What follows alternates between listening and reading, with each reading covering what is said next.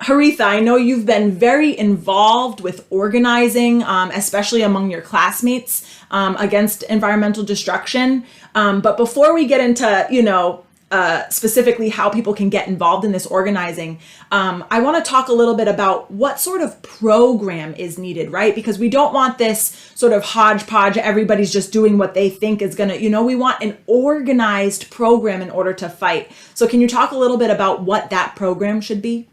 Certainly, Toya. You mentioned a bunch of individual, eco-friendly switches that have kind of been popularized over the recent period. And I think it's so crucial that we don't understate the severity of the crisis that we're facing.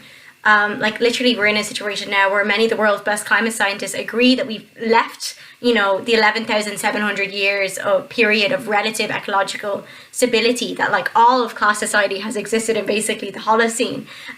So the climate crisis is just so brutally unfolding before our very eyes, and it's only going to worsen and become more dire until necessary action is taken, right? And I'm not saying this to just state the obvious or to make anyone feel overwhelmed, but actually to show that in the face of a crisis this stark, is it actually in any way meaningful enough for us to put our focus on shaming working class people for not making eco-friendly switches in their lives?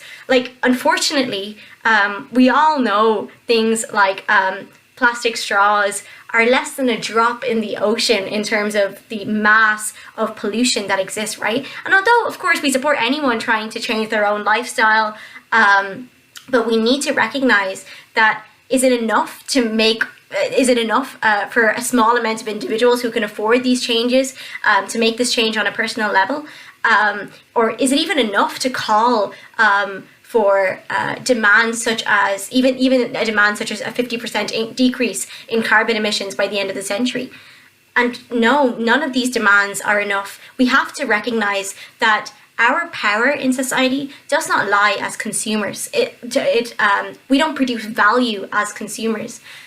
We produce value in society as those who actually produce everything in society, who allow the world to run, right? So we need immediate and radical change. That means not being afraid to point to the very core of capitalism, exploitation, and to actually snatch the power away from big business and place it in the hands of the working class majority. This, of course, means demanding massive cuts and move away from fossil fuels and switches to renewables at a state level, but also recognizing that for us to best challenge the exploitation of the planet, we actually need to challenge every other form of exploitation. So this actually means putting forward demands such as the mass building of eco-friendly, long-lasting and sustainable homes, which are connected to renewables and are made affordable to workers and families and are built on public land, not controlled by vulture funds or really rich landlords.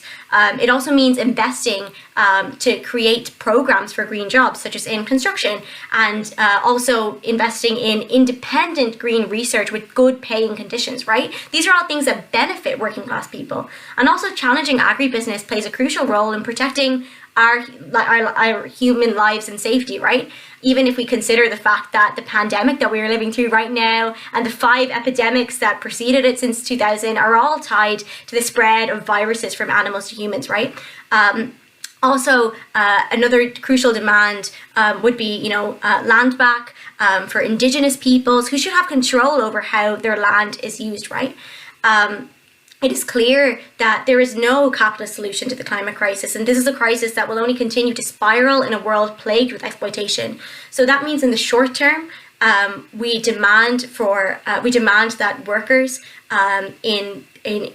workers in all of the socially necessary industries are the ones who have the democratically elected control over how their industries run, even in the short term under capitalism. But we also understand that unless we are able to plan society on the basis of our needs and interests in a world free from exploitation, we cannot see an end to the climate crisis. So actually, our program, whilst making the immediate demands for change today, also needs to call for a socialist alternative to this system that we're living under.